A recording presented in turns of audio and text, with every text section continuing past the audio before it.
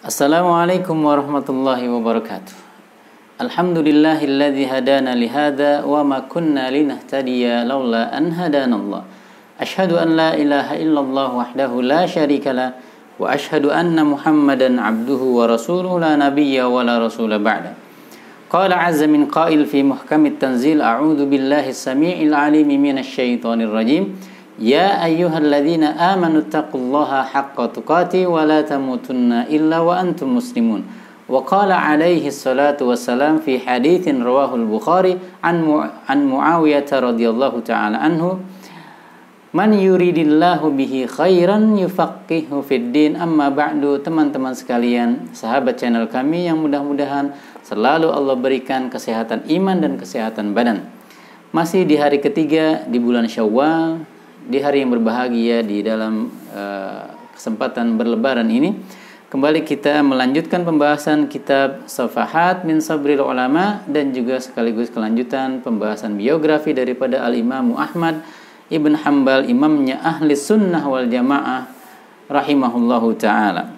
Terakhir di video yang pertama dalam pembahasan biografi Imam Ahmad, kita telah sampai pada pujian Al-Imam Adz-Dzahabi terhadap beliau yang sempat terputus, dan kali ini kita sempurnakan meskipun cuma sedikit saja sebenarnya terputusnya. Demi Allah, kata beliau memulai pujiannya, Imam Ahmad telah sampai derajatnya Al-Imam Sa'ad ibn Al-Laits dan juga Al-Imam Malik ibn Anas dan Al-Imam Syafi'i serta Al-Imam Abu Yusuf, sahabat daripada Abu Hanifah, dalam bidang fikih.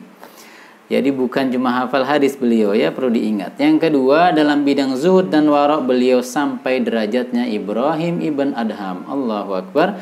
Dan dalam bidang hafalan tentu lebih lagi, setelah sampai derajatnya Syu'bah ibn Al-Hajjaj, kemudian Ali ibn Yahya ibn Sa'id Al-Qattan dan juga Ali ibn Al-Madini. Tetapi orang-orang yang dengki kepadanya, orang-orang jahil yang tidak tahu diri, tidak tahu level dirinya, tidak paham tentang posisinya, bagaimana mungkin dapat menilai dengan adil posisi Imam Ahmad dan keutamaannya. Kemudian Abdullah, anak dari Imam Ahmad, memaparkan, aku melihat banyak sekali para ulama dan fuqaha ahlul hadis, bahkan keturunan dari Bani Hashim dan Quraisy, serta orang-orang dari keturunan Ansor yang begitu memuliakan ayahku.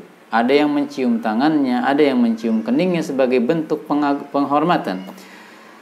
Dan aku belum pernah melihat ada ulama yang diperlakukan sedemikian mulianya oleh para ulama lainnya. Dan walam arahu, dan aku tidak melihat ayahku itu yashtahi dzalika, menginginkan pengagungan seperti itu sebenarnya.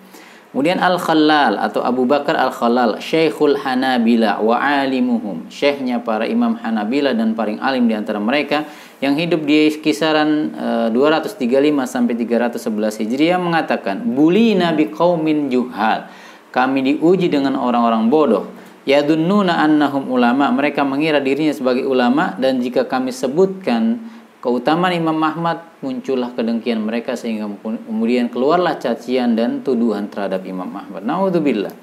Kemudian Al-Imam Abdul Razzaq mengatakan, aku tidak pernah melihat seorang pun yang lebih paham fikih daripada Imam Ahmad dan juga lebih wara' serta lebih daripada Imam Ahmad. Tidak pernah aku saksikan. Kemudian Hafiz Ibn Ghiyas mengatakan, tidak pernah ada yang datang dari kalangan ulama ke Kufah yang melebihi atau yang menyamai ilmunya dengan Imam Ahmad atau sama dengan Imam Ahmad. Al-Haytham Ibn Jamil mengatakan, kalau Imam Ahmad, seandainya Imam Ahmad masih hidup, dia akan menjadi hujjah Allah, ya, yang diturunkan di atas muka bumi ini bagi penduduk zamannya pada saat itu. Al-Imam Qutaibah 213 sampai 276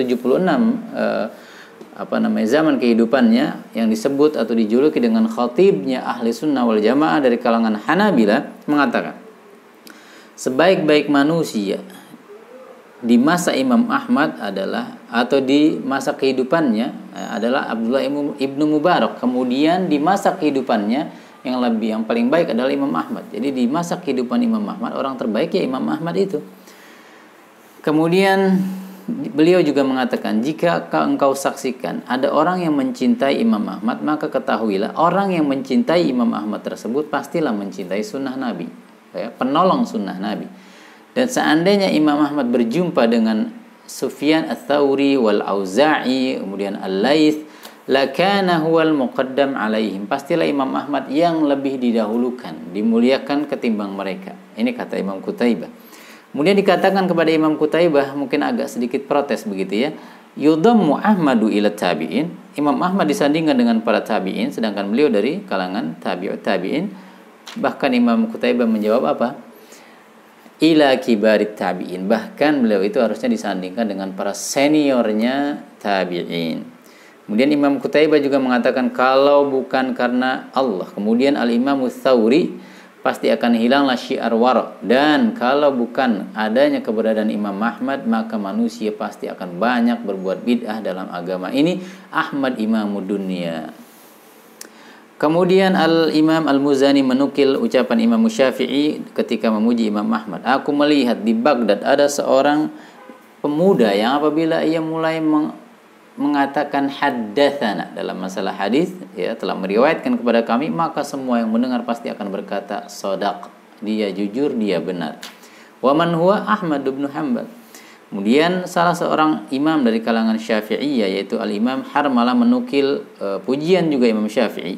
Aku keluar dari Baghdad, kata Imam Syafi'i, dan aku tidaklah meninggalkan murid, maksudnya yang lebih afdol dan juga lebih a'lam, lebih berilmu, lebih faqih dan lebih bertakwa daripada Imam Ahmad. Jadi semua dari sekian banyak muridnya Imam Syafi'i, Imam Ahmad lah yang paling banyak mendapatkan pujian. Kemudian Imam Za'farani juga muridnya Imam Syafi'i menukil ucapan Imam Syafi'i ketika memuji Imam Ahmad. Ma ra'aitu a'qalu min Ahmad. Aku tidak pernah menyaksikan orang yang lebih berakal daripada Imam Ahmad.